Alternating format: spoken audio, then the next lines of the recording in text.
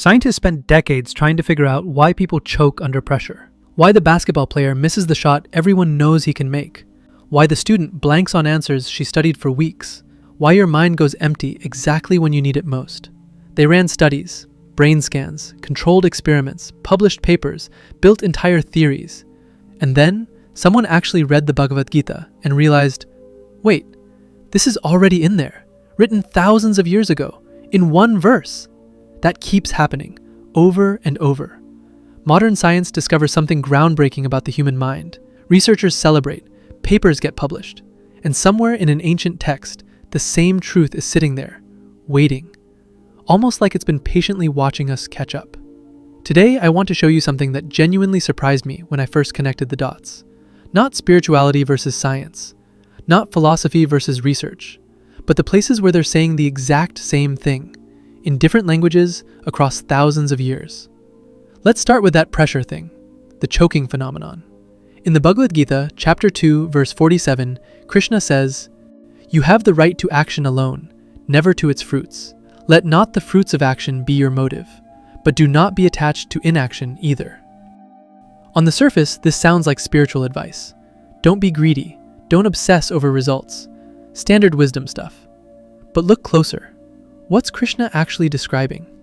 He's describing where your attention should be during any task, on the action itself, not on what happens after, not on winning, not on failing, not on what people will think, just the action, the process, the now. Okay, hold that thought. In 2010, a researcher named Sian Beilock at the University of Chicago published work on why skilled people fail under pressure. What she found was fascinating. When you focus on the outcome, the grade, the score, the judgment, your prefrontal cortex starts working overtime. It tries to control every tiny detail of what you're doing. And that over-control actually disrupts the automatic processes that you've already trained. The basketball player has shot that free throw 10,000 times. His body knows what to do. But when the pressure hits, he starts thinking about the result. Will I make it? What if I miss? Everyone's watching. That thinking shifts his attention from the action to the outcome, and his performance falls apart. The science calls it paralysis by analysis. Your conscious mind gets in the way of what your trained mind already knows. Now go back to the verse. You have the right to action alone, never to its fruits. Krishna was telling people, keep your attention on the process, not the prize. Because the moment you shift focus to results, you lose access to your best performance. Same insight, same mechanism, thousands of years apart. That's not coincidence. That's pattern recognition. Humans have always struggled with the same mental traps. And apparently, some people figured out the solutions long before we had brain scanners to explain why they worked. Let me show you another one.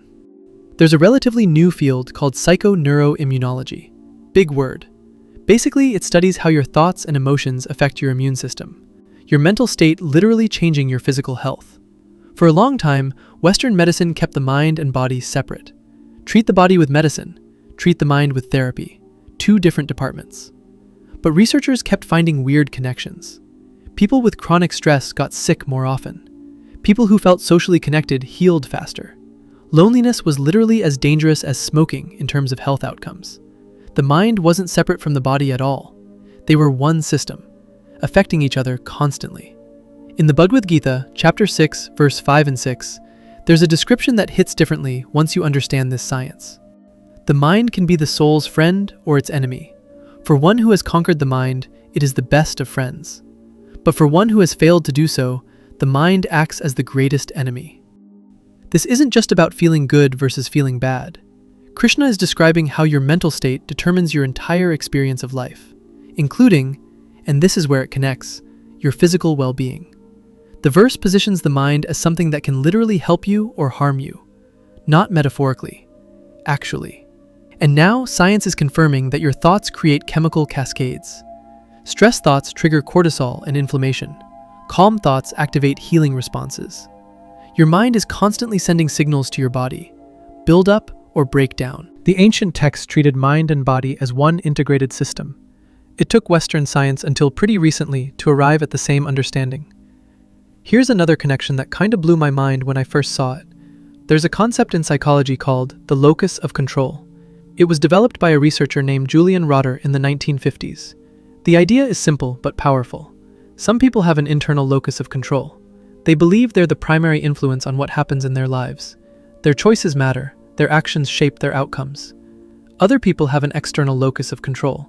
They believe outside forces run the show. Luck, other people, the system, circumstances beyond their control. Decades of research show that people with an internal locus of control handle stress better. They're more resilient. They take more action. They recover faster from setbacks. Why? Because when you believe your choices matter, you engage differently. You try. You adapt. You don't give up as quickly. Now here's the Gita connection. One of the core teachings throughout the text is about where you place responsibility for your life. And Krishna's answer is clear. Your life is shaped by your own actions, your own choices, your own karma, which literally means action. This idea appears clearly in chapter 3, verse 8, where Krishna says, "Perform your prescribed duty. Action is better than inaction. Even the maintenance of your body would not be possible without action." The whole framework assumes you are an agent, not a victim of circumstances, not a passive receiver of fate, an agent who acts, chooses, and creates through those choices. This is an internal locus of control baked into the philosophy itself.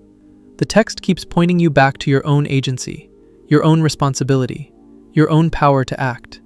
Psychology discovered that believing in your agency makes you mentally healthier. The Gita was already built on that assumption thousands of years ago. I find that fascinating, not because one is copying the other, but because truths about human nature get discovered again and again. Different methods, different languages, same underlying reality. Let me show you one more because this one is really wild. In the 1970s, a biologist named Robert Trivers developed something called the theory of reciprocal altruism. Basically, he was trying to explain why humans help each other, why we cooperate even when it costs us something. His answer? We help others because, over time, they help us back. It's not pure selflessness. It's strategic cooperation. You scratch my back, I scratch yours. And societies that figured this out thrived more than societies that didn't. Evolutionary biology explaining kindness through survival advantage. Now look at chapter 3, verse 11 of the Gita. By sacrifice you shall prosper. Through giving you shall receive all that is desirable. On the surface, this sounds like karma. Do good, get good. But the mechanism underneath is the same thing Trivers described. When you give, when you contribute, when you cooperate, the system gives back. Not because of magic, because that's how human social networks function. You contribute to the whole supports you. It's reciprocity embedded into the fabric of how groups work. Krishna framed it as spiritual duty. Trivers framed it as evolutionary strategy. But both are pointing to the same dynamic. Genuine contribution creates genuine return. Now here's what I think is really going on. The Bhagavad Gita isn't a science textbook. It wasn't trying to do neuroscience or psychology or evolutionary biology. That's not the point. But whoever composed it, whoever distilled these insights, was paying very close attention to how humans actually work. Not theoretically, practically. What makes people suffer? What makes them thrive? What traps catch them? What frees them? And when you pay that close attention across enough time, across enough people, across enough situations, you start seeing patterns. Patterns that are true because they're based on how humans are actually built. That's why the science keeps matching up. Not because ancient texts are magically predictive, but because human nature is human nature. The patterns don't change, only the language we use to describe them. Modern science is precise. It isolates variables. It measures and quantifies. That precision is valuable. It helps us understand mechanisms. But ancient texts have something else. They have context. They have integration. They place these insights within a framework for living. Not just, here's how the mind works, but here's how to live given how the mind works. I think we need both. Science without wisdom gives you information with no direction. You know what cortisol does, but not how to live with less of it. You understand neuroplasticity, but not what patterns are worth building. Wisdom without science can drift into superstition, beliefs that feel true but aren't, practices that don't actually work, ideas that comfort but don't transform. But when they line up, when the ancient insight and the modern research point to the same thing, that's when you know you found something solid, something you can actually build on. That's what I see happening again and again with the Gita.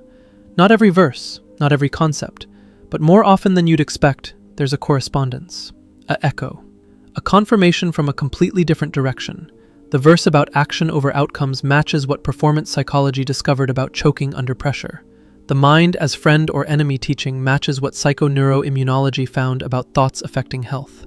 The emphasis on personal agency matches what locus of control research shows about resilience.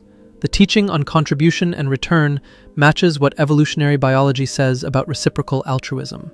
Different fields, different centuries, same conclusions. What do you do with that? Honestly, I think you take these ideas more seriously. Not because they're ancient. Old doesn't automatically mean true, but because they've been validated from multiple angles. They've passed different tests.